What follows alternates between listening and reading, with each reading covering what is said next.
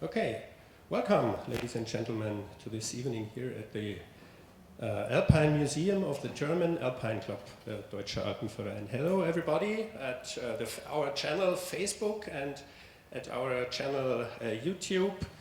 I hope you will have a nice and interesting evening. You know that we have an exhibition down here, 2 stairs below. It's called Gerade wild, Alpenflüsse.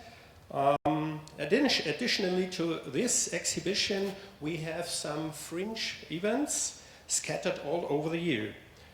Most of these events are deepening the main topic, the rivers and in the Alps. And one event is looking beyond this to the rivers of Balkan. Why to there? Because the rivers over there have several topics in common to the rivers in the Alps. And because the Balkan is not as far away as you might think, because you know we have the river Isar just over here and over to there, and the water from the Isar is flowing into the Donau, and the Donau is part of the Balkan. So let's have a look at the map of the Balkan, because maybe not everybody knows the exact borders of the Balkan. And if you look to the northern border of the Balkan and to the eastern one, it's the Donau, which is the border. So the water from here will be Balkan River water, maybe in some hours, I don't know, or some days. Okay, we are very happy that we are able to welcome a very fascinating guest this evening. My colleague Jens Peter Kehl, he's sitting over there, met this guy some months ago at the Patagonia store here in Munich, maybe you know it, where there was a quite similar event than ours today and this evening. And Jens Peter was so much impressed of this guy that he asked him to return to Munich and to have a lecture which is kind of similar to that I think it was last year. Yeah, so the man who speaks to us for the next hour comes from Slovenia, and he's 28 years old. 30. Or something like this. 30 already. But 30, I'm okay with 30 28. okay. I'm okay with 28. He's a former successful Olympic athlete in rowing. Additionally, he's a biologist, fly fisherman, adventurer and pro-kayaker. Spending time in wild places and advocating for nature conservation is running like a common thread through his life. Right now, as a pro-kayaker, his goal is to put rivers in focus and bring people to special places. Because he is convinced that people need to experience and love a place in order to feel a duty to protect it. This evening, he will bring to us the beautiful rivers of Balkan. Welcome, Rok Rozman. Thank you.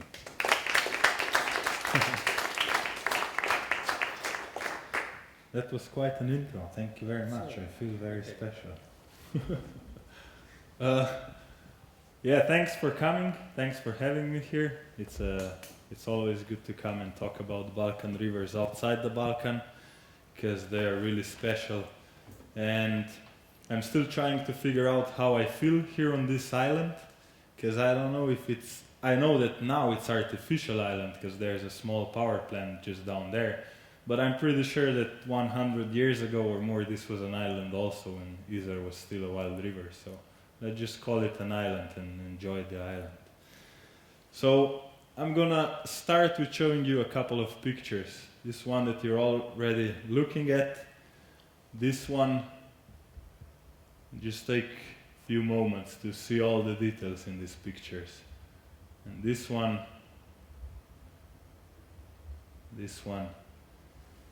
and this one. Usually I ask people where they think these rivers are, but I can't really ask you this question because we know we're talking about the Balkans today, but interesting enough I get answers like Asia or South America. It's not in Asia or South America, it's just 10 hours drive from Munich All these rivers are in the Balkans, and all these rivers are free-flowing, which is a big speciality, so to say. So let's put things in numbers, which makes things a bit easier. In 2014, there was a study done which encompassed 35,000 river kilometers in the Balkans. You saw the Balkans earlier, and they were assessing the ecological state of 35,000 kilometers of rivers. And what they realized was that 30% of these rivers and river stretches are completely pristine, the same as they were hundreds or maybe even thousands of years ago, which is really special. And this is Europe, so it's even more special. And 50% more are in a really good ecological state, which means 80% of rivers down there are close to wild or wild. So when you put this on a map, and the blue represents completely pristine rivers and the green represent ecologically really good state of rivers, you see the Balkans is mostly blue and green. And this is why we call it the blue heart of Europe. This study was done by Riverwatch and Euronatur in 2014, and it was basically a basis that showed how special this place is. And just to tell you that yellow color shows extensively modified rivers, and the red one severely modified, or let's just say destroyed rivers, the rivers that are behind dams or behind weirs. So if we put this same filter on Europe and Germany, we get completely different picture. Let's just see the big picture first. Europe, in general, as a continent, has more than 1 million obstacles in its rivers. 1 million is a big number. I can't even imagine this number, but it's a big one. And 5,000 of those impoundments are big dams, meaning that they are 40 meters tall or taller. And majority of them, of all 1 million, were built between 1900 and 1970, which means we somehow managed to commit a genocide over rivers in less than a century. So if we put the exact same filter we just put on the Balkans to Germany, it looks something like that. There's almost no blue. Just tiny little pieces of blue in the Alps, but otherwise it's mostly yellow and orange. And this is quite a problem, and this is why the campsite where I live in the Socha Valley, is currently packed with Germans, because you as a nation like free-flowing rivers, and unfortunately you have to drive at least 5 hours to see them. So why am I telling you all this? I always want to tell people how I fell in love with rivers, because I didn't fall in love with rivers through biology or studies. I fell in love with rivers when I was a kid. I think this picture was taken when I was like 7, maybe 8 years old, when my father caught a big brown trout, but he took me fishing with him even earlier, when I was 5 years old. And I can still remember how special this day was. I still remember how it rained, how the water smelled, and I just fell in love. I don't know, I can talk about this for a day, but I won't. And I still remember this day, and I think the biggest problem is that most people didn't have this day in their lives. So I stuck with rivers. My imagination was way bigger than just fishing. I started dreaming to be a kayaker, but I was distracted by professional sports, and I was into rowing for quite some years on Olympic level and world championship level, and when I was doing that I didn't really have time to be out there, and I didn't really feel good. Something was wrong when I was rowing, especially wrong because you're going backwards in the boat, in a rowing boat, and this was completely unconventional for me, and I felt extremely stupid, so I was really relieved when I decided to quit. And I became a dirtbag kayaker. I was traveling mostly the Alps with the crew. One of them, the one on the left, is a 8-year younger friend, and the one in the middle is my ex-gym teacher from high school. So we were quite a special crew, so you can imagine how it was. And then I went back to university, because I gave myself a promise I'm gonna finish biology. So kayaking and biology somehow opened my eyes how important the rivers are, not just to me as a kayaker, but to wildlife in general, and especially to people that live next to the rivers. So what I'm gonna tell you next, I'm gonna tell you some facts about dams, and I didn't read them in the books, I mostly experienced them while I was becoming better kayaker and traveling the world in search of free-flowing rivers. And the first one is probably the most evident. This is a screenshot of a graph that shows Soča River in Slovenia, where there is a dam, and this one shows Soča River above this dam. This is a natural flow, May 15th this year. You can see these little oscillations which happen every afternoon or evening, and those are the rises of the flow due to the snow melt in the mountains. And this is how the natural river behaves. And if you're an animal living in there, I think you're really enjoying it. So if we compare the exact same river just a few kilometers downstream where there's a dam, we see this. So every high flow is the moment when they open up the gate in the dam and they release the water to produce energy, and every low point is the moment when they close the gate in the dam. So if you're an animal in there, you're having big problems on the low side, especially the one just there that's really low. If you're a fish and you're at the side of the river, this happens really fast. This happens in 1, maybe 2 hours. You get caught in a little puddle and you get taken by a heron or a fox, and that's the end of the story for you. So that's why the rivers that are dammed have smaller biodiversity and smaller abundance of species in the river.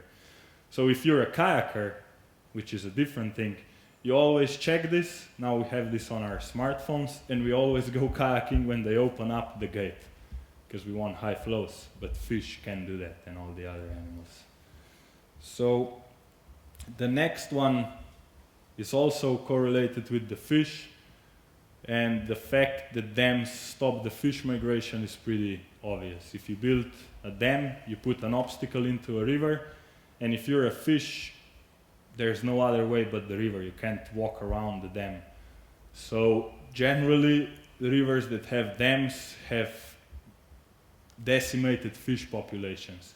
And this is a picture from North America with sockeye salmon. And most people say, okay, we don't have salmon in Europe, which is not correct. We have salmon, especially in the northern parts and Scandinavia. And also in the Balkans, we have fish species that are migrating. One of those is huchen, this really big salmonid fish that grows up to 25 kilos. And there's all other small species that really migrate every year upstream to spawn there. And if you stop that, you don't just cause a romantic problem, because fish can't have fun and have sex. The problem is that you demolish the ecosystem in general. If you imagine that millions and millions of salmon go upstream from the ocean every year, all the way to the headwaters where they were hatched, just to spawn again and then die, you can see that this is a pump of nutrients, basically. These fish bring nutrients from the ocean. These fish can weigh up to 10-15 kilos. And when they left the river, they were just small fish weighing a few grams.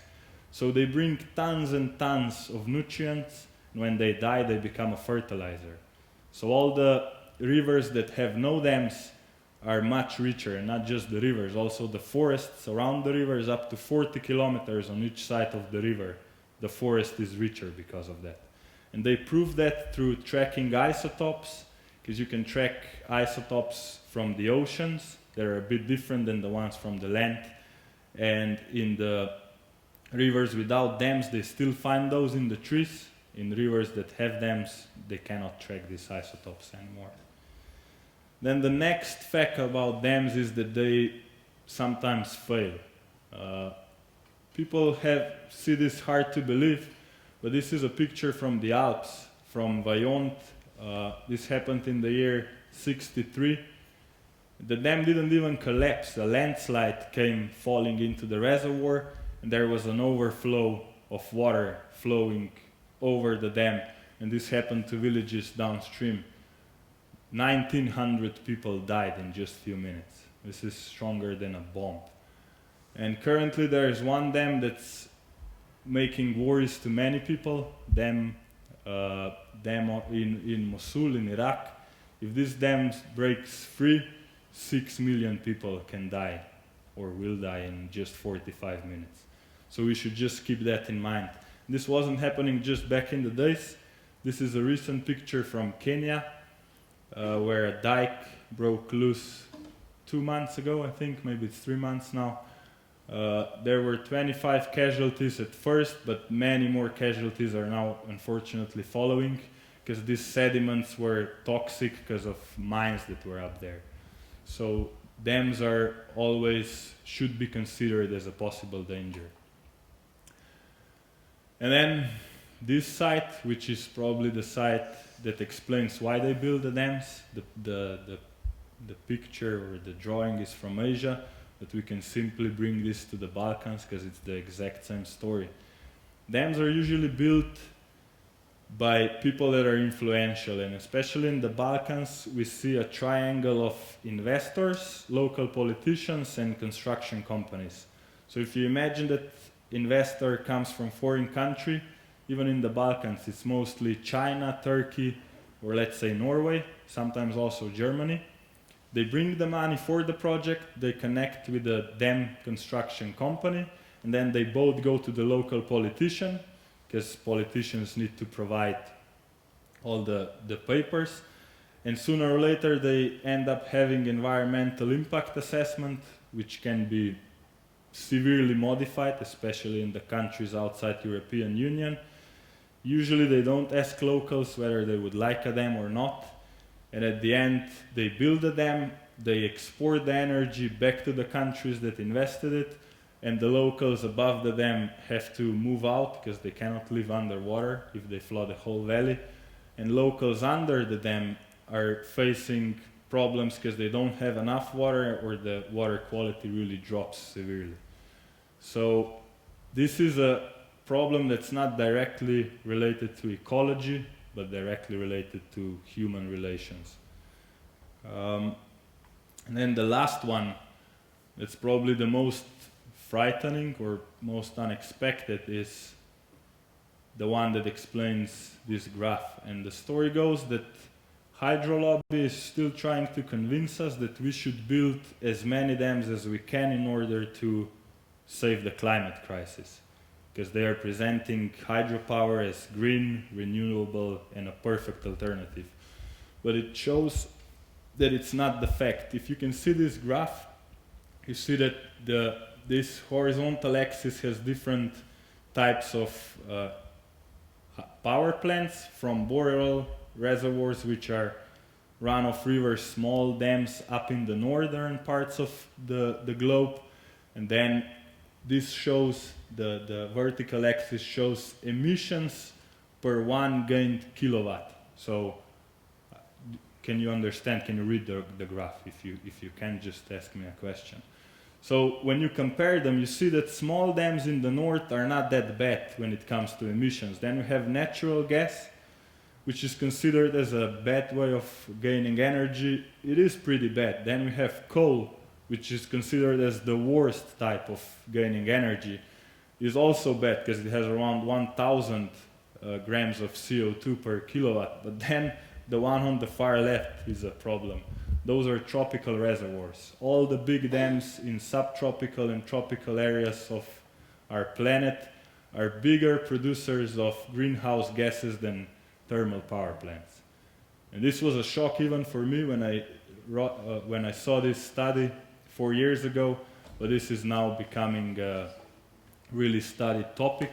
International Rivers published that, even the Nature published that, so it opened eyes to many. And this was also a part of the reason why United Nations declared big dams as unsustainable and not green anymore. So this was a big move. And then, knowing all that, I was still traveling the world trying to kayak and find new rivers, and I was facing dams in Chile and in Argentina. And I didn't really know what's happening in the Balkans until I saw this. This is the map of the Balkans, and these are 2,700 dots, and every single one shows a dam plan. So when I saw that, I literally closed my eyes and I wanted this to disappear, but it didn't. And I realized I have only 3 chances. The first one is to just start drinking, to be able to live with that. The second one is to, I don't know, do something to myself. And the third one was to act, because I cannot live with that. So then, after quite some thinking, I decided for the combination of first and third one. And I called the guys that produced the map, and I asked them if they can point out one single river that would really need the attention. And they said, yeah, if there's just one, there's probably the one down that flows from Greece to Albania, and it's called Vjosa, and it's the last big free-flowing river in Europe. And they want to build 33 dams on it.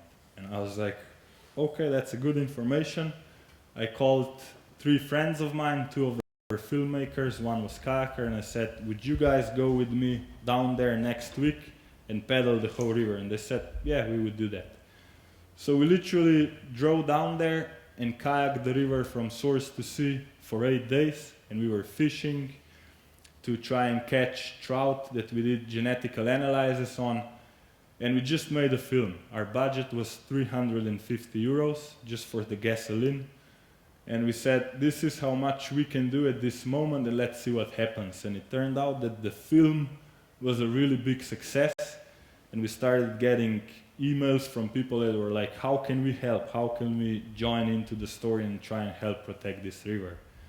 And this brought us to the conference in Belgrade. It was called the River Days. And this was a conference that gathered all the people from Europe and also a few from the United States that were concerned about what's happening in the Balkans.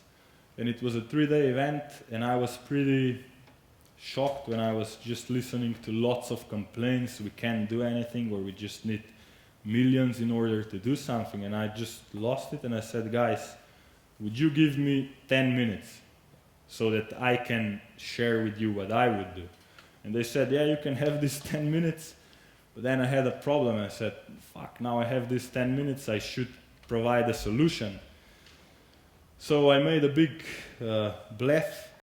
I made a Google Maps screenshot, and I did this floppy red line in a painter, and I walked up there and I said, guys, I have a plan.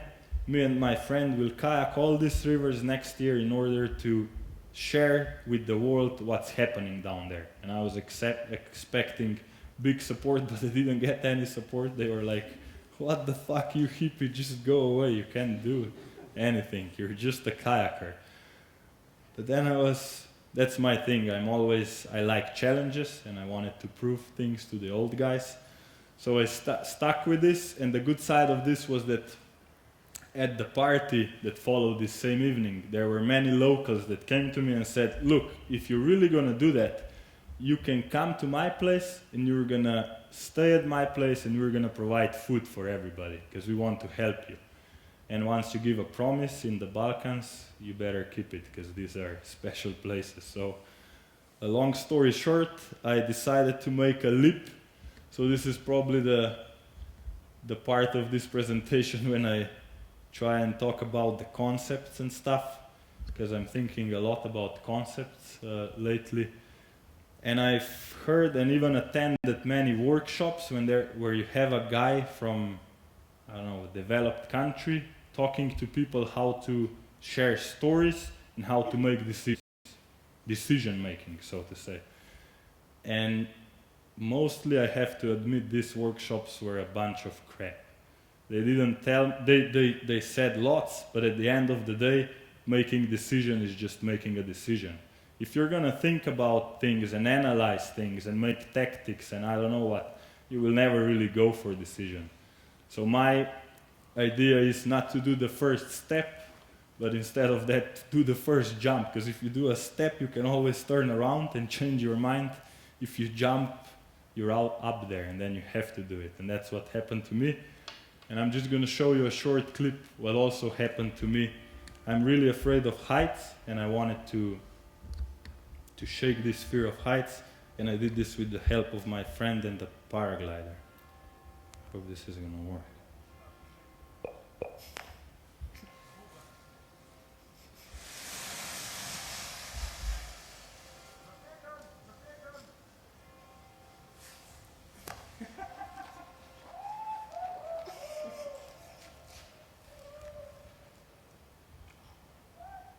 I was really afraid and really scared, but before I landed, I started enjoying in the heights.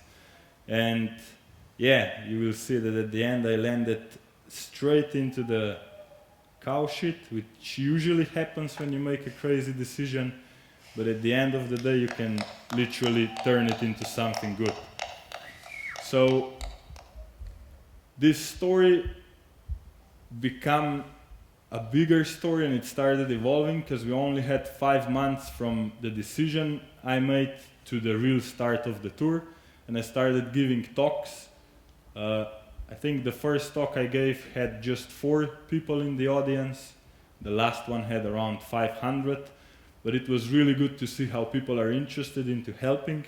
And then the floppy red map became this map with the whole plan, and we gave the idea a name. We called it Balkan River Touren, and together with a bunch of friends we started it in the spring of 2016 in Bohin Lake, which is source of the Sava Bohinka, which literally defines the Balkan Peninsula, so it was pretty symbolic. So this first tour was literally a crazy odyssey that lasted for 36 days, and we were just traveling from Slovenia down to Albania, kayaking as many rivers as we could, organizing these little actions and protests. We were really happy to see people supporting us wherever we came. This is Socha, this is also Socha. Then we moved down to Croatia and Bosnia. This was a special event in Bosnia when people just waited for us on the road with this big sign which is saying, "We won't give you our river," because they wanted to build a dam there. This is on Sana River, and the common thread of all these protests was the locals. Locals are protesting all these plans for years and years, but nobody really listens to them. And our benefit was to bring the global and local media there to give the voice to these guys. This is how we moved to Montenegro and then to Macedonia. We were also filming the whole tour to create a documentary that you're going to see a teaser in a few minutes. And this is how we came to Albania. We blocked this construction site just for a bit, and I was really happy when I got to know just a month ago that this construction is now stopped. River Benče is going to remain free-flowing. And we ended this 1 month long trip with a big action on Vjosa. So just a year after our first trip down there, we came again, and we created a big flotilla with people from 18 countries attending this event. We created this big sign just to show how big and special this river is. If you imagine, if you can see that this single letter is 8 meters tall, then you can see how wide this river is. This river is almost 3 kilometers wide. So this is the second biggest gravel bar in Europe. The first biggest is just 10 kilometers downstream when it opens up again after a gorge.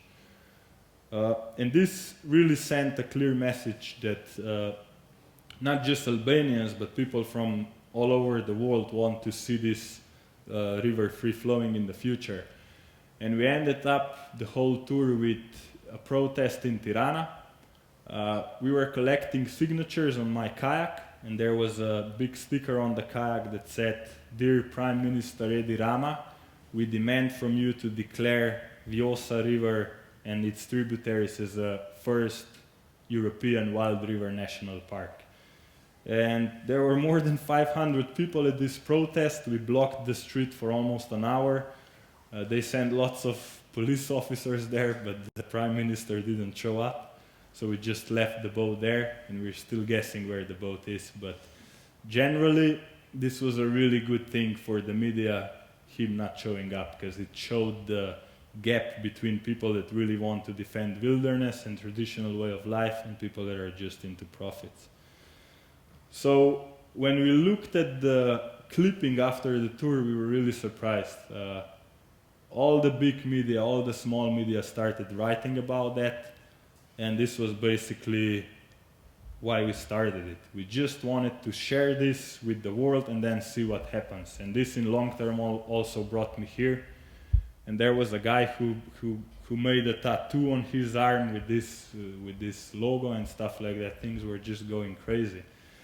And we decided that we won't stop. We created an NGO and just kept the same crew. Always people ask me when they see how big this project became, they always ask me how many of you, how big of an organization, how many years of strategy. It's more or less all zeros. It's just these few guys together with the shepherd on the van that was our mascot. And all in all, we just needed 5,000 euros to pull this thing together. So this was a proof it can be done. And we decided that we won't stop. So we did the second Balkan Rivers tour last year, from Slovenia down to Albania and Greece again. And it was much different this time. At first tour, we were just kayaking little stretches of 23 rivers. At this tour, we only kayaked more or less 2 rivers, but from source to sea, to show how special the river is from source to sea. And the first one was Socha action, from source to sea, from source in the Julian Alps down to Adriatic Sea. Everybody knows Socha up in Bovec, Kobarit and Tolmin, where there's white water and good fishing grounds. But nobody really knows it downstream of Tolmin where there's 7 dams. And we were trying to expose that, to just see the contrast between wild and demolished river. And then we also did the same thing in Montenegro and Albania on Moracha. And this is a even bigger intact freshwater ecosystem than Vjosa. This Moracha river flows into Skadar Lake, and then out from Skadar Lake is river Bojana. So altogether there's 200 kilometers of intact ecosystem. There's not a single dam in this whole 200 kilometers. Now they want to build 12 dams on Moracha. They want to build 2 resorts on Skadar Lake, and they want to alter the delta of the Bojana River. So our next actions are gonna target this exactly. So this year we're making a 3rd tour, because we just cannot go without it, and it's gonna be different in the way that we're gonna start down south in Albania and then move up to Slovenia, just in order to raise more awareness in Slovenia, because Slovenia was always left behind and everybody thought that we don't have problems with dams there, but we do. There's 19 big dams planned and more than 100 small dams, and we're gonna we will oppose that. This is the detailed plan, and I'm gonna put these papers and flyers back there on the table so you can take this with you, and you're all kindly invited to join us, because generally the more people that attend these sections, the more echo it adds to the whole action. So you are all kindly invited. Even if you're not a kayaker, if you're just a hiker, a fisherman, or even flying a paraglider, just join us. There's going to be lots of possibilities for you to do. And then if you join us for the events in the evening and in the morning, this is going to be perfect. So you can make yourself a holiday with a reason, so to say. So I'm going to now just talk briefly about what we're up now. This spring we changed our name from Balkan Rivers Tour to Balkan River Defense, especially because I was receiving up to 20 mails every day if we are a tour agency. We are not a tour agency and you cannot book a trip with us. So the name now is there and people are, the feedback is pretty good. Just the word defense shows that we are not a project, but rather a movement, and that everybody is welcome to join in. And we started this get involved kind of things, because people were always asking, how can I get involved? And now we listed things, and the first one is for sure, save your river. Don't just ask us how you can help us. Probably you have problems at your home river too, and these are just basic simple facts and steps that worked for us, so we think they can work for you too. Then there's a chance to apply as a volunteer. We always need help because we are a total grassroots organization, and it's just a bunch of friends. Now it's 4 of us working on it, and the film crew joins in just for a month when we're on the tour. So if you have a knowledge that's like useful for us, just send us an email, and we're going to be more than happy to get you in our team and try and do stuff together. And then probably the most important thing that's new is this program called River Intellectuals.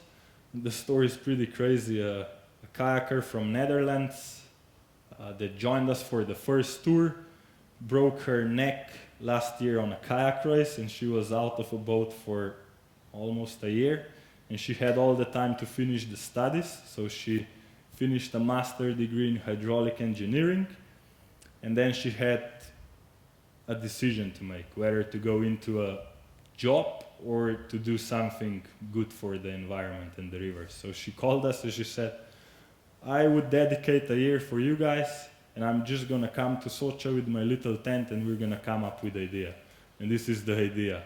She wanted to include universities, and we needed data that will support our demands, because this is always the problem. There's not enough data out there in research.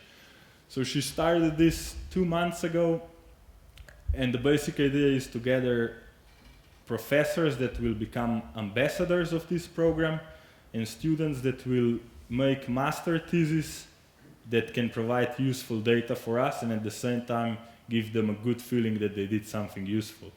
And just 2 months later, we have 5 professors that are ambassadors and 3 students already working on master thesis, which is just great. And I think it's just gonna become better. She's just back from 3 weeks trip down in the Balkans. She went to all the universities in the Balkans, and the responses were really good. People want to help, and now we are giving them a chance. So if any of you guys has connections at universities, just send us an email and we will be extremely grateful. Then we also provided facts on why hydro is dirty. If you just scroll through, I mostly spoke about them earlier. And we are providing BRD network because we realize that there are little organizations and groups working for rivers and against dams, and it's up to us to just connect them. So if you would like to help a certain country, there's a list of all the countries there and individuals, and they will be, believe me, they will be super happy if they get an email from you. So this is then just a program for the tour and the frequently asked questions. So if you have questions, try and first read this one, because our emails are always packed and we answered the most common ones here. And now I'm just gonna use these few last minutes to ask you some questions, because I don't want to be just the guy that talks and you are just the ones that listen. These are just the recent actions from last weekend. Yeah, last weekend in Bled. Yeah, let me talk about that first. We did this action in order to prove that different people can come together for the same goal. And this was a skateboarding event, and nobody thought skateboarders and kayakers can connect.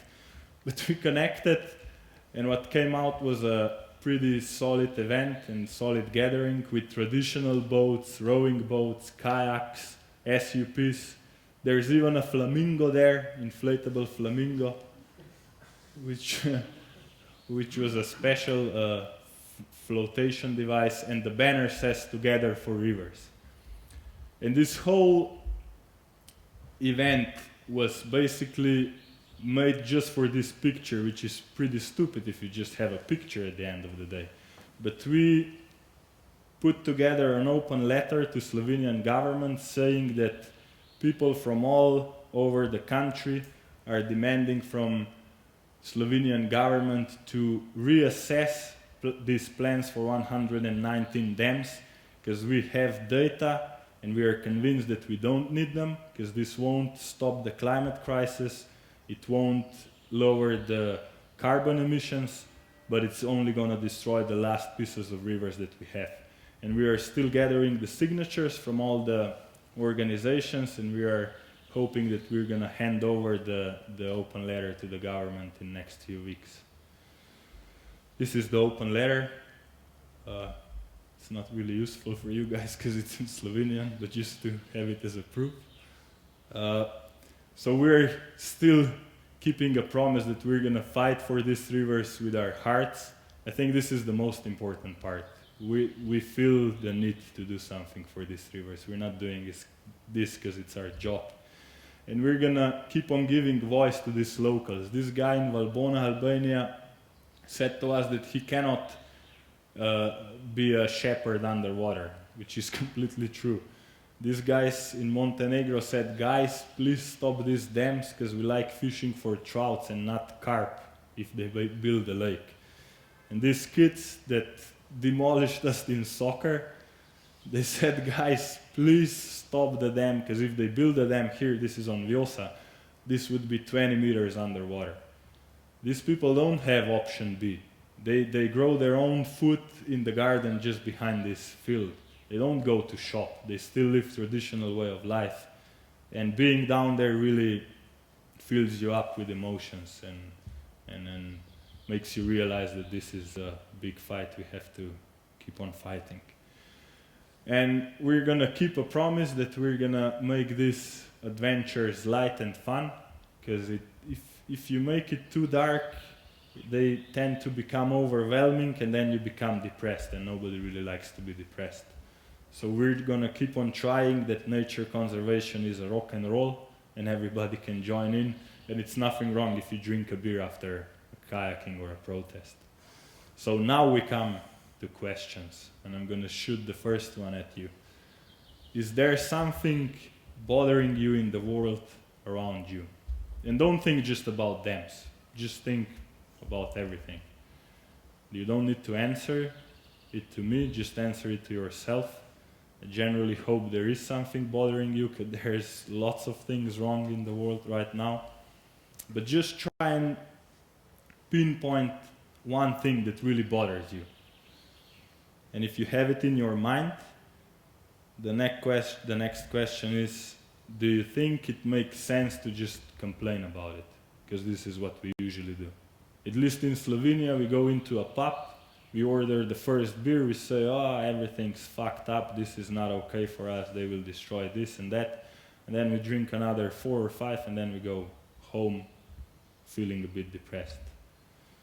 So I'm going to give you an answer. I don't think it makes sense to complain, because nothing will change. So because of that, I won't ask you if you will act, but I'm going to ask you, how will you act? And if you keep in mind the problem that bothers you, now you can give yourself an answer.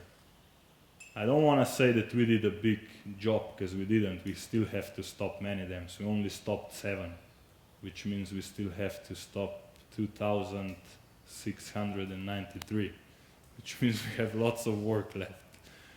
But at least we started, and it started off as a completely crazy idea. So if there's something bothering you that's different than dams, you can just do the same thing and people will join in and maybe even follow. So just take this back home. And to give you a little push, I'm gonna read you this one from Ed Abbey. I have this book on my bookshelf for 3 years, and I never read the contents because this is stated on the cover, and I don't think there can be more wisdom inside the book, because it says sentiment without action is the ruin of the soul, which in other words means if there's something bothering you, just do something, and you might fail. Maybe there's 50% chances that you're gonna fail or succeed, but even if you fail, you're gonna feel better about it. At least you gave it a try. And maybe when you're old, you won't be so depressed and sorry about yourself. And I think everybody in here is in some way outdoor enthusiast, if you're a hiker or a climber. And I think we have one thing in common, and that's passion for nature and feeling for beauty. And system is trying to take away this feeling for beauty. And if you're out there in the mountains at least 3 times a year, you know what beauty is.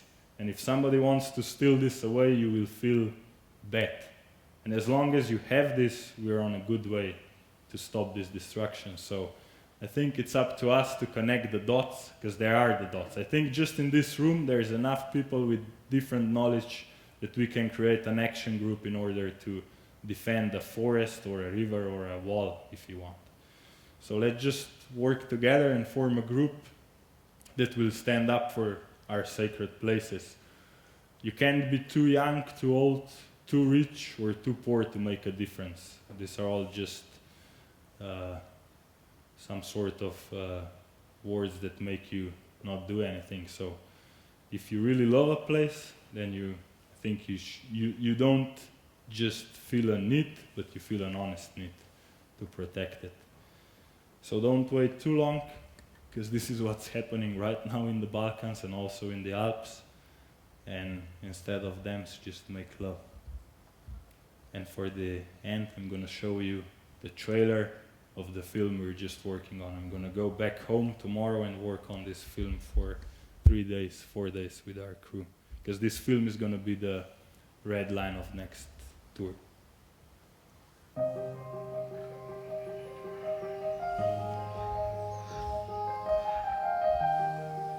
A river for me is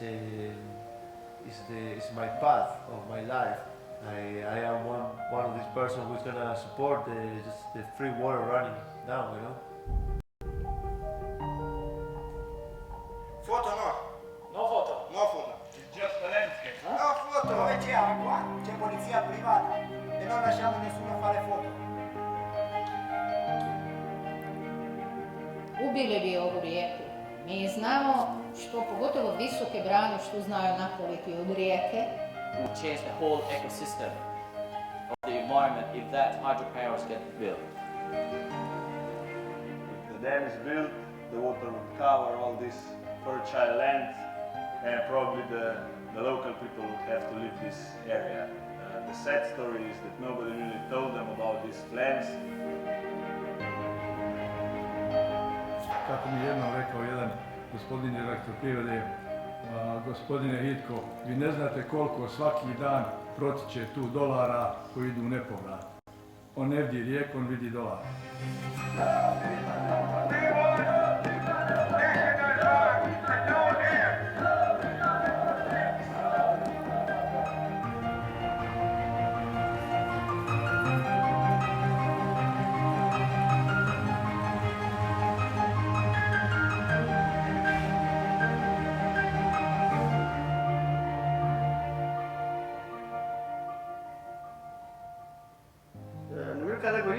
Kjo për ne është tekja prusë. Për ne, si mesazh që është në emeritor. Nëse Ediramës personalisht nga rajon, do t'i çonte atë që Edirama nuk po shërben kombit në këtë formë, në këtë mënyrë. Kaq do t'i thonë.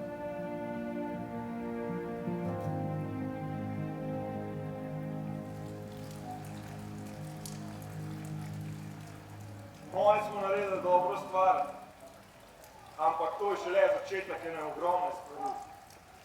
Dokler bomo imeli toliko ljudi tle, sem jaz z vsako celico prepričan, da bomo rešili te reke in... So that's it.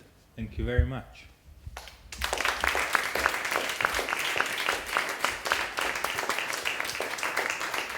So thank you very much. It was a really impressive presentation. So maybe first you have some questions and you can ask in English or in German, and I would try to translate, but for me it would be easier if you ask in English.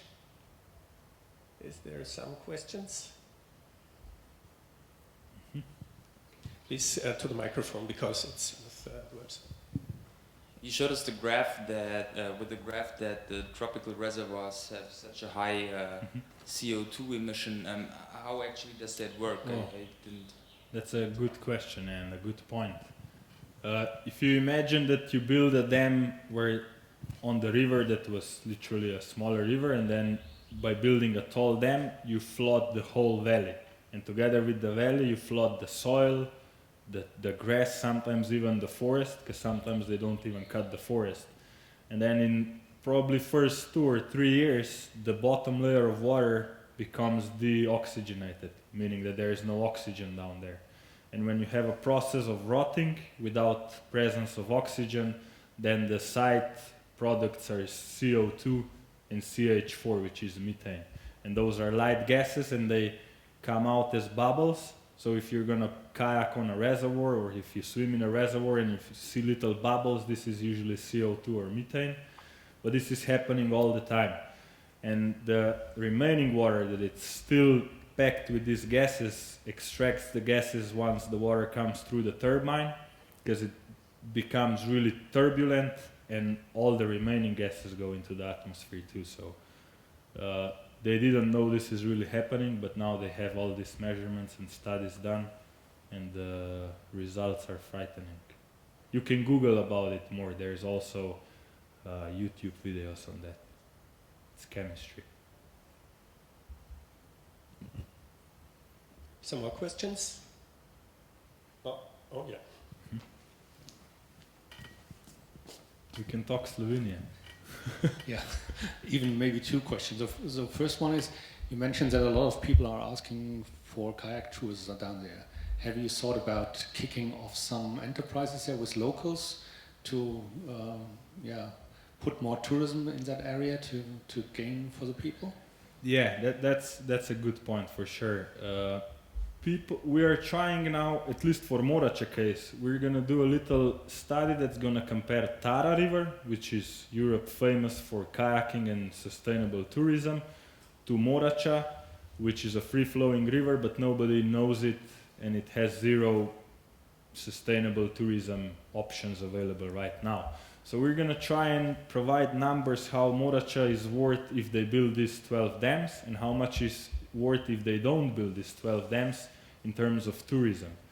Because you can always use the river, as we use Soča in Slovenia, to bring people in, which also brings money in, but then this money is evenly distributed amongst the locals, because then locals own bed and breakfasts or rafting companies and stuff like that. So generally we're gonna provide this as an alternative for sure, sustainable tourism.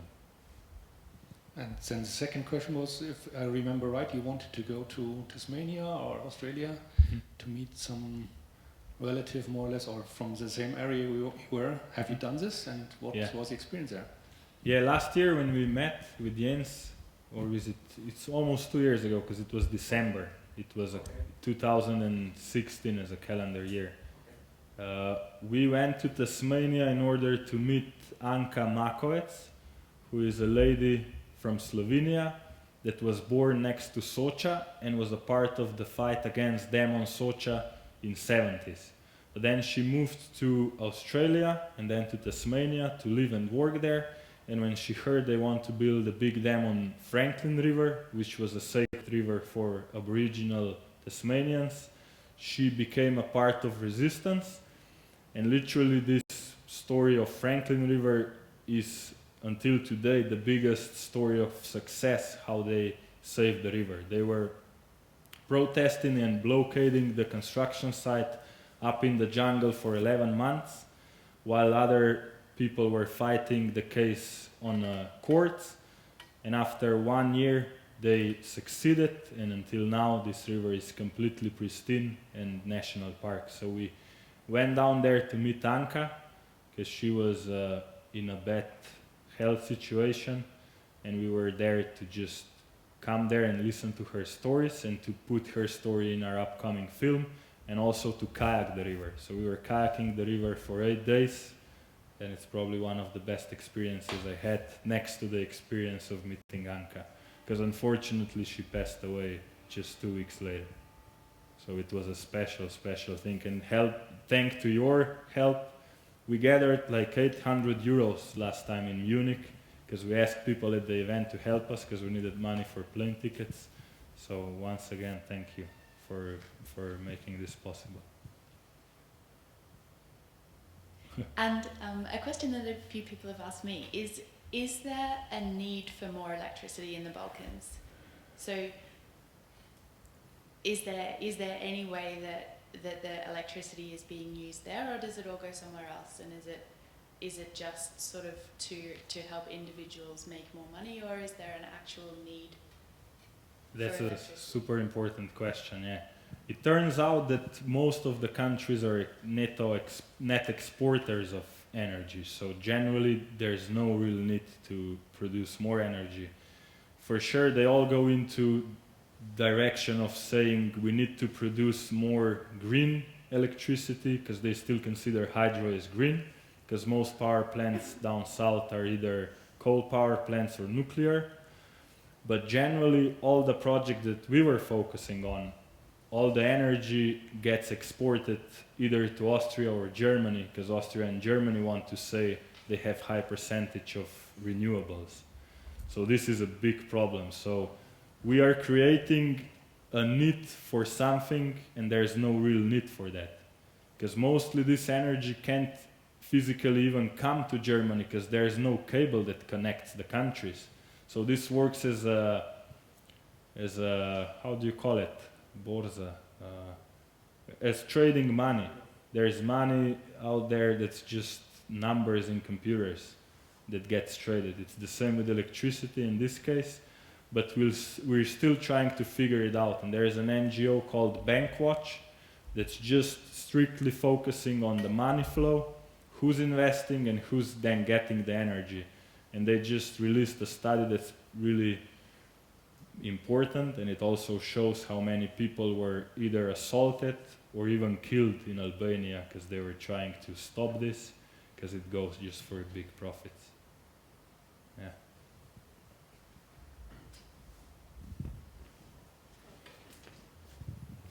Yeah, first of all, thanks for kicking off this action. It's great to see what you've achieved in such a short time. Thank you. About the electricity, I think especially Albania is a country that is not in need of electricity, but it works sort of, you know, like when you book a flight, you have this option to make it carbon neutral. Yeah. So there are a couple of certification schemes that work in a way that if I have a lot of emissions, but I invest in dams on the Balkans which are super green, then I might get certificates which I either can advertise, which is I think important in Europe, or I can directly sell for more carbon emissions. So it's also great that you choose these connections between the science and reaching people, like movies and the steps of how to get involved. Mm-hmm. The question I have for everybody here is how to make connections to other topics. It's funny, I think that the tourism question pops up usually in the dam and river use, because yes, of course, sustainable tourism is way better than unsustainable tourism, but tourism for me is always connected to why do we need tourism? Why do we need to travel far away to get a rest? Mm-hmm. Like, why are we working, frankly, too much, all of us? Why are we believing, why do we need to have carbon neutral flights? Why do we need to fly it anyway?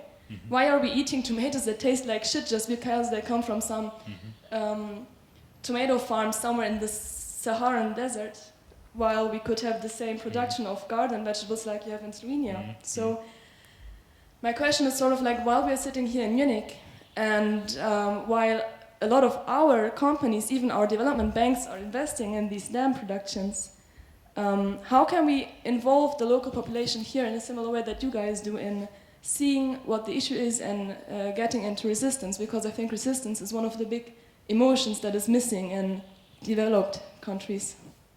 Mm-hmm. So I'm open to discussions afterwards. No, that's a good point.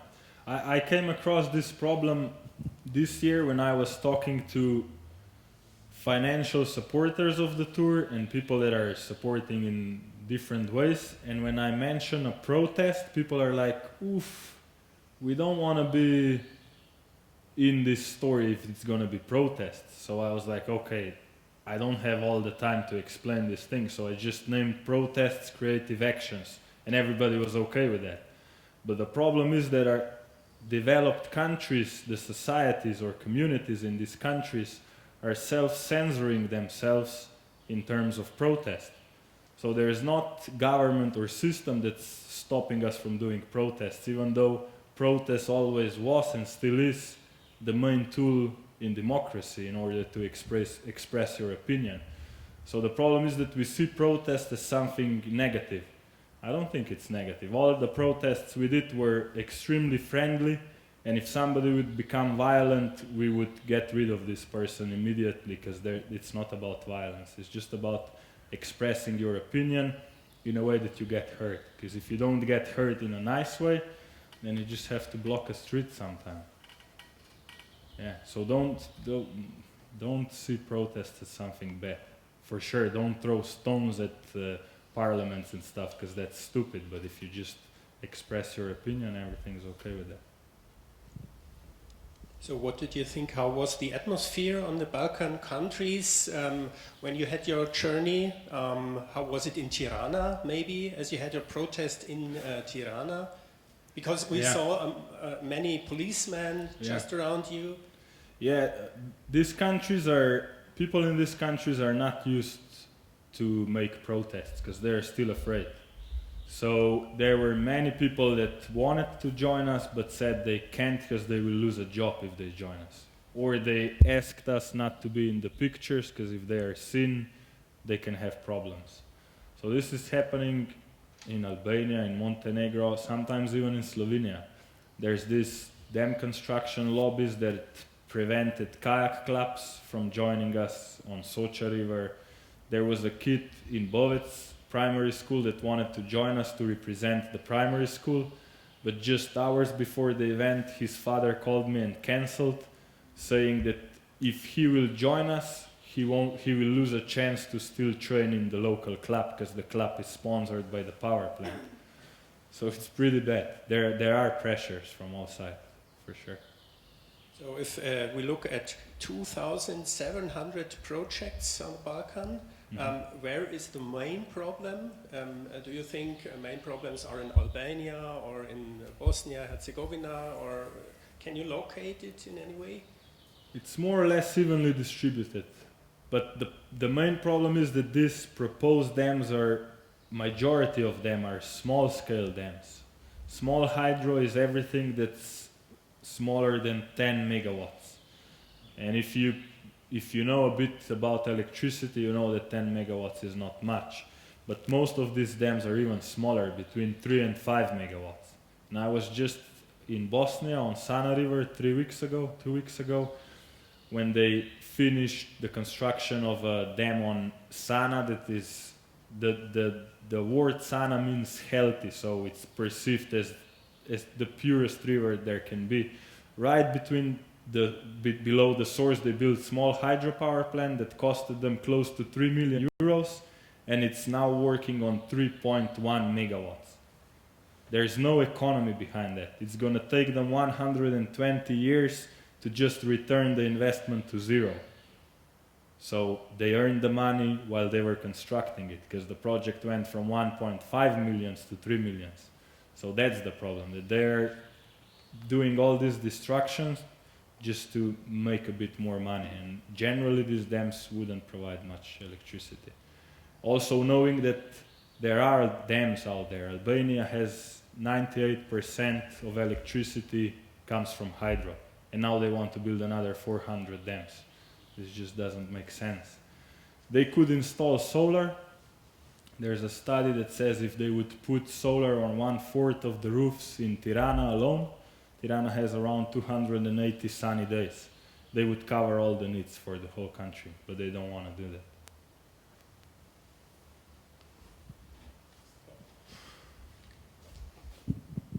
I have a question as well.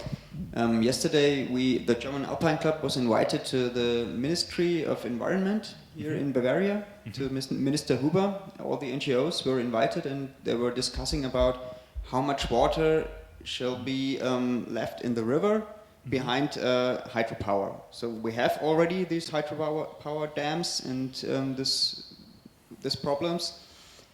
And we had the same discussion. We want to change our electricity system to green energy and all that stuff.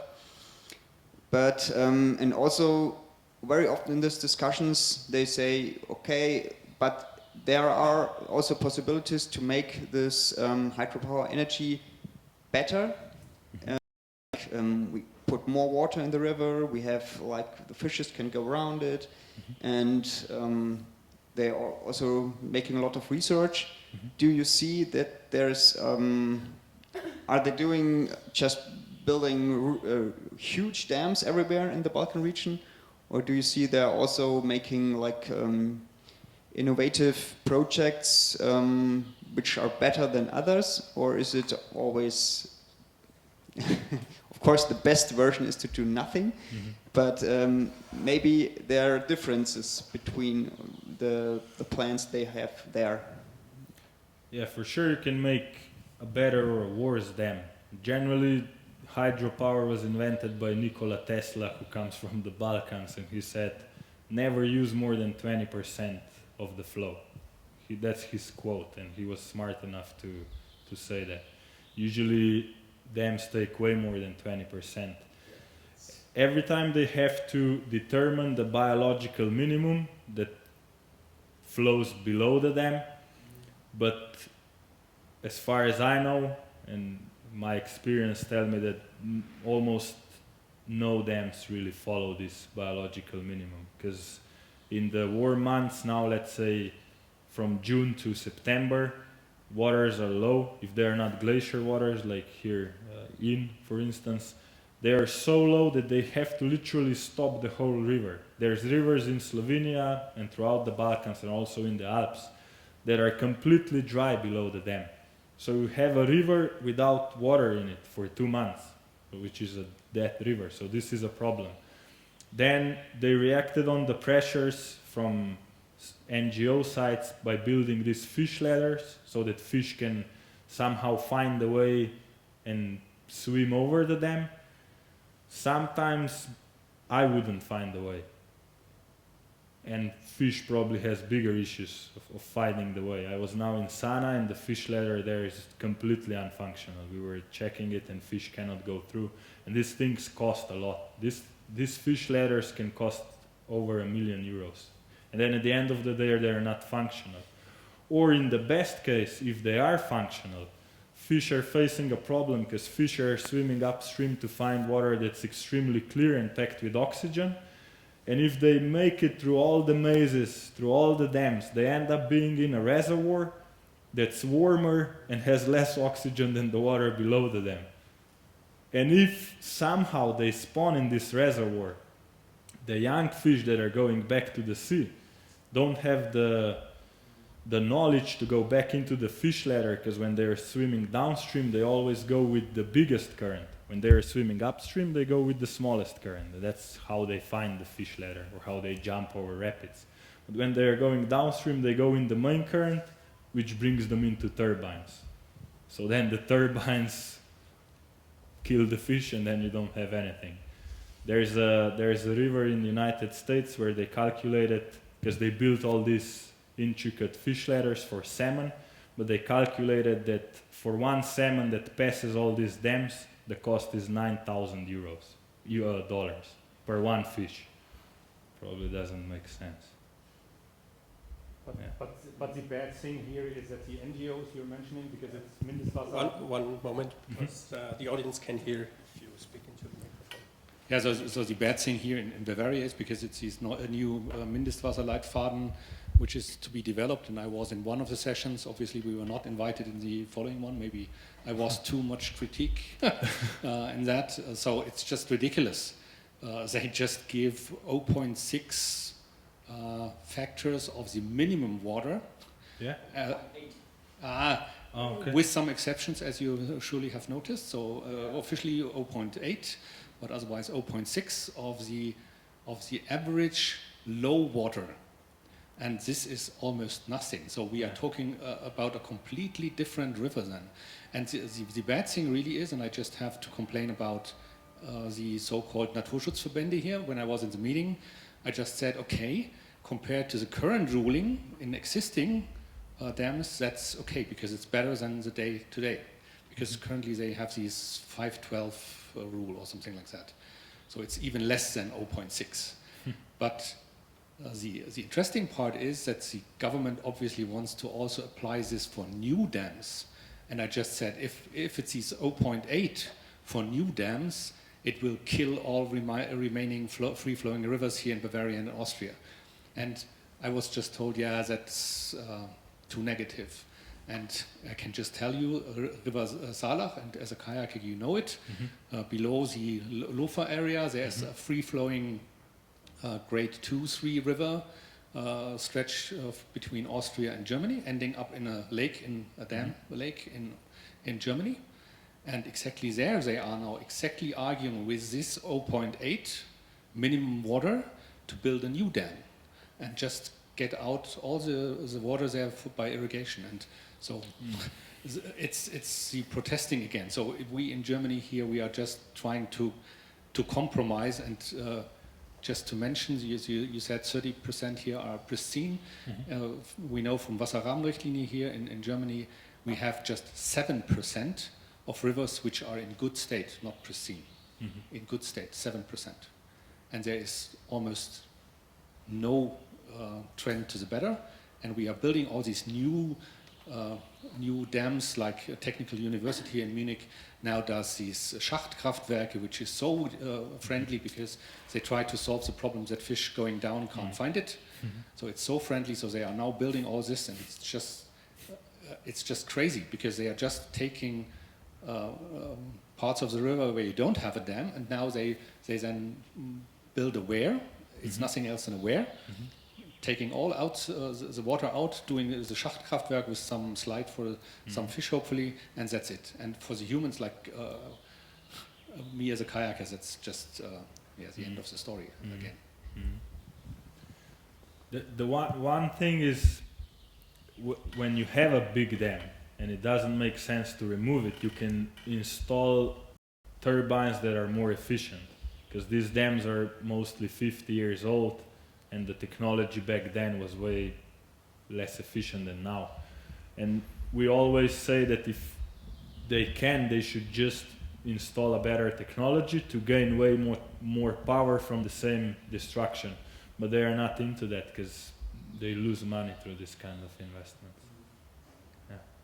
And also interesting thing is that Europe is gonna remove I think we are getting close to 3,000 dams. So Scandinavia, Sweden, parts of Finland are removing dams.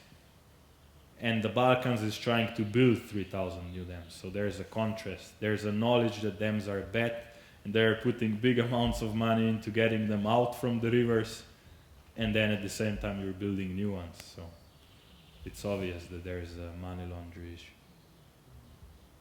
Okay, you got some more questions? I maybe have the last question in the room. I'm not sure. Thank you again, Rok, that you talked about the big challenges you have to solve there.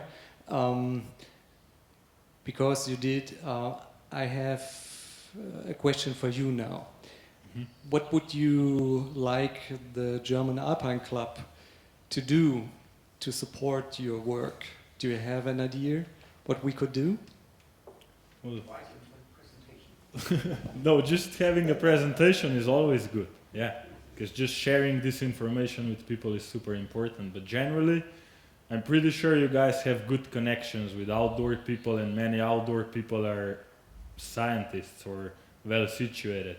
Because to be really honest, we always have issues with funding, because we are non-governmentals, non-profits, and we cannot really apply for European Union funds because we are trying to trick European Union in not doing that. So when we do apply, it's like, yeah, guys, step away. So we're just relying on few brands that support us, and generally just individuals. There's a box, a wooden box there with a little hole where you can put coins or paper money in there, and this really helps us, because then we can make actions like the last one in Bled, this flotilla. We just take the money out from the box and we make the event. We get the photographer, we announce the event, we make flyers, and we make the event, and that's how it works. So generally, we need support at the events, we need knowledge, connections, and funds. So it might be a good idea if we post once in a while a few information about the actions you do, right? Yeah, that would be great, for sure. One more question just behind you. Once more, just a suggestion, as the questions always come back to why is it happening, why are there so many dams being built, and one of the answers that you had is the money washing, which is not now local Balkan corruption, it's high, like European level. It's companies that are telling us green economy is possible, it's all the money involved in certification and so on. So I think that what you are doing to connect locals to the issues is something that we could do just as well, like people who love the nature, but at the same time use this love to understand the center of a lot of this is actually in the industrialized countries. So could we take actions not only at the rivers there, not only in the Alps here, but also at the centers of those in a certain way very capitalist structures that are financing the dams. Well, I just got an idea. There's Kelak is an Austrian company that's building most of the dams in the Balkans, and they are promoting themselves as green and perfect company because they are now putting money into renaturation of rivers in Austria because they destroyed all the rivers back in the day. So now they are washing their name through that, but at the same time they are destroying pristine rivers there. And if people from Austria and Germany would protest in front of their headquarters, that would be way stronger than if people in the Balkans protest. Because then the home population and community says, guys, stop. Now we know what you're doing. Because all these companies are afraid to lose public image, so to say. Those companies are really afraid of that. And the dams we stopped just through that. We didn't stop them through court cases mostly. We just targeted the company, and the company was so afraid to lose the image that they just walked away. But in long term, we didn't protect the river. We just stopped this certain project. Maybe in 10 years they will be back. So yeah, communities here can really do a lot. So, thank you very much, Rok, for coming, and thank you for bringing such good ideas to us. And I think we all here hope that you have successful weeks when you do your next tour. It is in September. It's in September. Okay. So thank you very much. Thank you very much. It was a perfect discussion. Perfect. And if nobody voting is voting against it, we would turn into German language. Is somebody against it? No. Also, dann kann ich jetzt auf Deutsch weiterreden und ja, bitte jetzt auch den Steffen Reich hier noch nach vorne. Es ist vorher schon bei einer Frage oder bei einer Anmerkung angeklungen, also viele Dinge, die mit hier zu tun haben, die mit den Alpen zu tun haben, und schließlich ist es ja auch eine Ausstellung, die wir hier eben 2 Stockwerke weiter unten haben, wo es um die Alpenflüsse geht. Steffen Reich arbeitet für den Deutschen Alpenverein und dort für das Ressort Natur- und Umweltschutz und ist auch verantwortlich für die Ausstellung, die da unten stattfindet. Ja, wenn wir jetzt eben die Probleme hören vom Balkan, inwiefern lassen sie sich oder in welchem Umfang lassen sie sich übertragen auf die Alpen, weil wir haben ja auch schon gehört, dass hier eher Dämme abgebaut werden, zum Teil jedenfalls. Du hast mir auch ein paar Zahlen schon genannt. Es gab, glaube ich, 1930 11.900 elektrische Wasserkraftwerke in Bayern alleine. Und jetzt sind es noch, ich weiß es nicht mehr genau, 4.000. 4.000 ist die Zahl, genau. Ja, genau. Also könnte man ja eigentlich meinen, dass es bei uns alles super ist und dass bei uns also die Einsicht eingekehrt ist, aber ganz so wird es wohl auch nicht sein. Nee, wie Rok schon gesagt hat, bei uns ist die Entwicklung schon lange gelaufen. Wir haben diese Bauwerke schon in den Flüssen. Wir haben 60.000 Querbauwerke in den Flüssen Bayerns. Davon sind jetzt zwar nicht mehr alle oder waren noch nie alle, aber es sind nicht mehr ganz so viele genutzt für Wasserkraft, wie es schon mal war, weil ganz viele kleine einfach unrentabel waren, die wurden aufgelassen. Nichtsdestotrotz stehen da immer noch diese Wehre im Fluss, es sind immer noch oft Wanderhindernisse. In Deutschland ist die große Herausforderung, dass man die Flüsse wieder durchgängig macht, dass man sie so renaturiert, dass man ihnen wieder mehr Raum gibt, damit man auch die Ziele, die schon angesprochen worden sind, der EU-Wasserrahmenrichtlinie überhaupt erreichen kann. Nur 7% im guten ökologischen Zustand. Bis 2027 sollen aber alle Flüsse Europas wieder in einen guten ökologischen Zustand überführt werden und davon sind wir weit entfernt. If you don't understand, just... You're following? Yeah. Yeah, it's the European guidelines and we can't fulfill it until 2027. Yeah, we have a big problem here. And on the other hand, auf der anderen Seite werden am Balkan jetzt genau diese Fehler gemacht, die wir schon gemacht haben und wo wir darum kämpfen, sozusagen sie oder dran sind, sie rückgängig zu machen. Die werden dort jetzt gemacht. Es ist eigentlich nicht nachzuvollziehen. Aber trotzdem ist es ja auch so, es werden eben nicht nur Dämme bei uns zurückgebaut, es gibt ja auch große Projekte, die wir auch, sagen wir mal, in unserem Arbeitsgebiet oder in unseren Arbeitsgebieten haben, die uns als Deutscher Alpenverein auch betreffen. Vielleicht kannst du da auch noch ein Beispiel oder die schlimmsten Beispiele sozusagen nennen. Genau, es gibt in Deutschland natürlich mehrere kleine, es gab ja beispielsweise die Eisenbrecher im Allgäu, gegen die auch geklagt wurde, die wir auch abgelehnt haben. Es gibt aber auch ein Projekt, das noch viel größer ist. Das ist das Pumpspeicherkraftwerk in Tirol im Sellrhein. Und dort ist hier auch noch ein Fluss, der noch sehr natürlich aussieht, oder der noch natürlich ist, im Längental eben aufgestaut werden zu einem riesen Speicher, zu einem Oberbecken für einen Pumpspeicher. Und was das bedeutet, kann man hier an der Karte sehen. Ganz oben in Rot ist der geplante Pumpspeicher und dann geht hier nach Süden so eine gestrichelte Linie. Ja, genau, das ist eine gute Idee.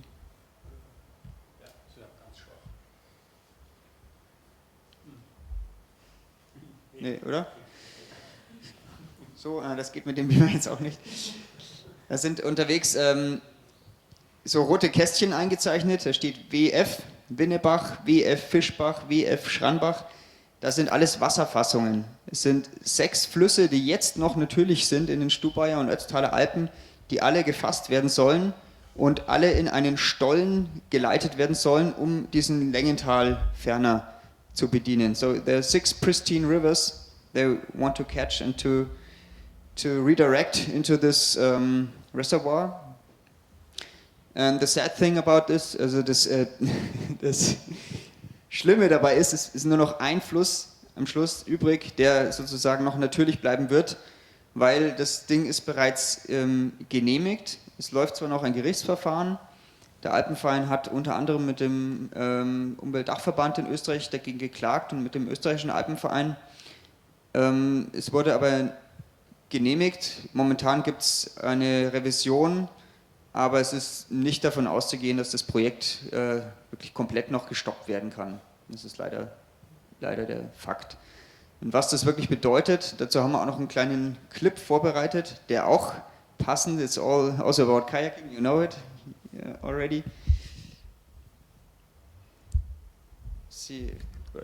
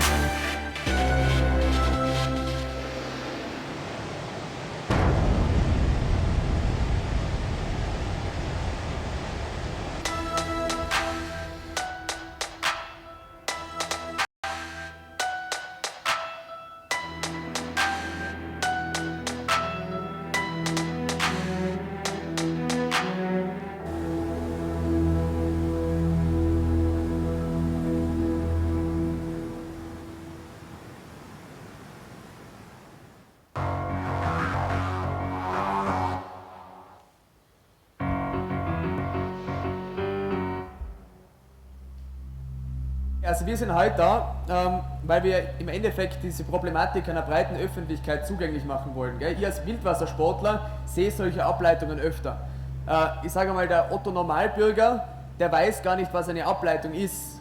Sehr häufig. Gell? Die sagen, was hast denn du gegen solche Ableitungen? Gell? Und deshalb wollen wir jetzt mal sagen, was so eine Ableitung eigentlich ist. Ja, wir sind im Oberbergtal und hinter uns verschwindet der Albeinerbach Richtung Kütei. Da ist ein Tiroler Wehr, eine Wasserableitung Richtung Sellrhein-Silz. Der Fluss wird bereits für Sellrhein-Silz verwendet. Im Endeffekt ist es ein Tiroler Wehr, genauso wie es im hinteren Stubaital 3-mal geplant wäre. Also da sollen 3 Bäche gefasst werden, genau mit so einem Wehr. Und warum wir heute da sind bei einer relativ hohen Wasserführung ist, weil das genau das versinnbildlicht, was dann im hinteren Stubaital zu sehen ist. Am Albeinerbach wäre normalerweise kein Wasser hinter dem Wehr. Heute durch die hohe Wasserführung rinnt ein bisschen was drüber. Und wir sind heute da, damit die Leute sehen, okay, so wird es ausschauen. Gell? Und wenn man jetzt glaubt, das schaut eh ganz nett aus, weil drüber ist halt ein lebendiger Gebirgsbach und drunter fließt halt ein bisschen weniger Wasser, mein Gott, dann haben halt die Kajakfahrer keine Möglichkeit mehr zu fahren, dann irrt man sich gewaltig, weil dieser Lebensraum darunter, das ist der Lebensraum für uns alle, der wird verschlossen, der wird verriegelt. Es ist so, dass hinter solchen Bachfassungen zu Ereignissen kommen kann, zu sogenannten Entsanderspülungen, die den Aufenthalt am Fluss zu absolut lebensgefährlich machen. Lebensgefährlich für den Menschen, lebensgefährlich für jeden, der sich dort aufhaltet und im Grunde zum Überlebenskampf für Wasserlebewesen und für Lebewesen am Fluss.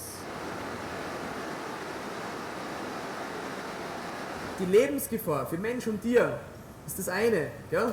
Aber dass eigentlich ein ganzer Talbereich, nämlich das Bachbett und alles, was in unmittelbarer Nähe ist, uns verschlossen wird durch eine solche Wasserableitung, weil der Aufenthalt am Fluss ist ja lebensgefährlich, ja? Dann frage ich mich schon, ob die Stubaier und auch die Leute im Ötztal sowas im Tal haben wollen. Ich möchte es nicht.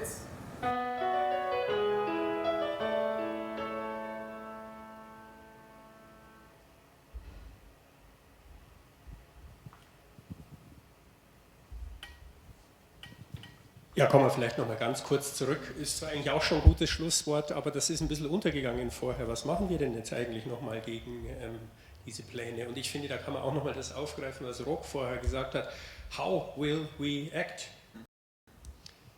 Yeah, we act right now by having an exhibition downstairs. Wir haben eine Sonderausstellung unten, gerade zum Thema Alpenflüsse. Da ist das auch ein Thema, das Pumpspeicherkraftwerk Sellrhein-Silz. Wir machen natürlich Öffentlichkeitsarbeit dafür in allen unseren Medien und wir haben hier auch den gerichtlichen Weg beschritten. Das ist die zweite Klage des Alpenvereins in seiner Geschichte im Naturschutzbereich. It's legal action, the second time that the German Alpine Club was taking legal action. Ja, aber in dem Fall wahrscheinlich weniger erfolgreich, aber wenn man es nicht probiert, kann man auch nicht gewinnen. Und die Chance ist 50%?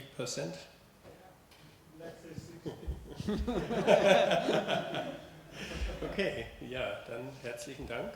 Wobei ich hätte schon mal die Frage, ja. weil das kam vorhin ja gut rüber. Also es gibt ja noch einen anderen Film von den Kollegen da, die haben ja zum Beispiel, glaube ich, mal so eine Staumauer irgendwo in Wien vor irgendeinem Gebäude gezeigt. Also ich glaube, das ist ja auch eine Lehre von diesen Balkan Rivers, dass man eigentlich Leute zusammenbringen muss und öffentlichkeitswirksam. Weil, also ja, Klagen sind gut, also ich bin selber gestern auf einer Klage gewesen, wegen einem Gewässer, aber irgendwie ist das halt der juristische Weg, da wird man dann entweder formal abgespeist oder vielleicht auch nicht, aber das ist ja eigentlich keine Emotion und ich glaube, der Erfolg von ihm, ich habe ihn eben in Patagonia schon mal gehört, das ist einfach diese Emotion. Und ich könnte mir halt vorstellen, der Alpenverein hat wie viel 100.000 Mitglieder? Wenn davon auch nur 1% vor eben der Kehllage oder sonst wo mal aufmarschieren würde, wäre das ein Zeichen. Ich weiß, wie schwer das ist. Wir sind jetzt nach dem Wochenende bei diesem Big Jump da und ich weiß, wie schwer das ist, allein mal irgendwie 15 Kajaker zusammenzukriegen, weil jeder eine Ausrede hat. Aber also ich glaube, das wäre tatsächlich mal ein Versuch wert. Und wie schätzt ihr denn die Chance ein, eure Mitglieder dann mehr zu aktivieren für sowas? Ja, das ist sehr richtig. Das geht viel über Öffentlichkeit und über Emotionen. Und ich möchte auch vielleicht noch ein positives Beispiel nennen, damit es jetzt nicht zu negativ klingt.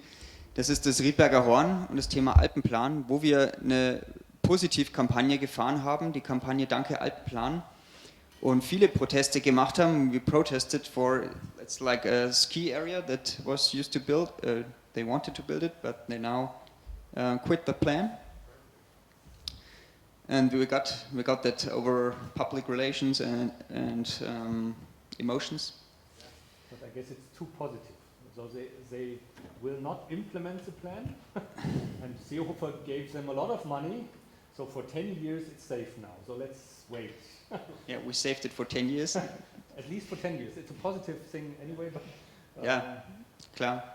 Aber sicher, also wir glauben schon, dass es daran gelegen hat, dass alle Verbände gemeinsam über doch jetzt 2-3 Jahre wirklich intensive Öffentlichkeitsarbeit gemacht haben und dann nicht nachgegeben haben und das schlecht für das Wählerergebnis auch gewesen wäre und da jetzt sozusagen kurz vor der Wahl, just before the elections, now they changed the plan. Genau, und wir haben 1,25 Millionen Mitglieder. Da lässt sich bestimmt ein bisschen was machen. Und dadurch, dass wir jetzt das erste Mal überhaupt auch eine Übertragung ins Internet haben und auch immerhin über 100.000 Abonnenten auf Facebook und vielleicht der ein oder andere jetzt ja auch zusieht, sich das anhört, vielleicht sich später nochmal anschaut, also das wird ja auch aufgezeichnet, glaube ich, tun wir hier jetzt auch schon ein bisschen was und gerade über unsere sozialen Kanäle haben wir in letzter Zeit schon gemerkt, dass wir ganz gut mobilisieren können und unsere Danke Alpenplan-Kampagne zum Beispiel, die hat ja eben vor allem im Social-Media-Bereich funktioniert. So, I hope this will work for this issue here as well. Okay, vielen Dank fürs Kommen, vielen Dank für Ihr Interesse. Thank you once more for coming. Danke fürs Zuschauen im Internet, auf YouTube und Facebook und ja, wir bleiben dran, denke ich. Und soweit ich informiert bin, ist auch unten das Café noch geöffnet. Also wer noch unten was trinken möchte, like to have a beer or wine downstairs, herzlich willkommen.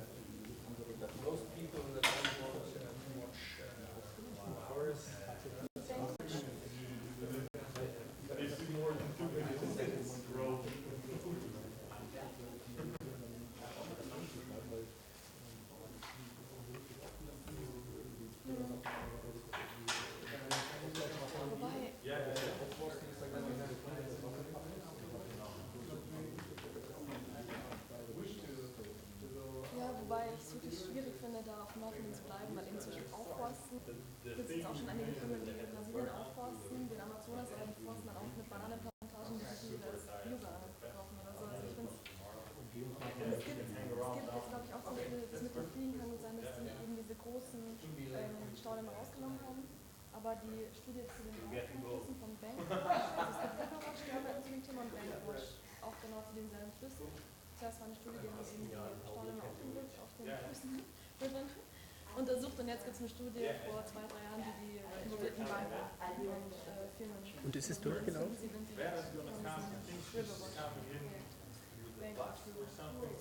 ist ganz interessant, weil man wirklich so sich raussuchen kann, zu welche die größten Player sind. Also die österreichische Entwicklungsbank, die europäische Entwicklungsbank auf jeden Fall. Deutsche weiß ich nicht.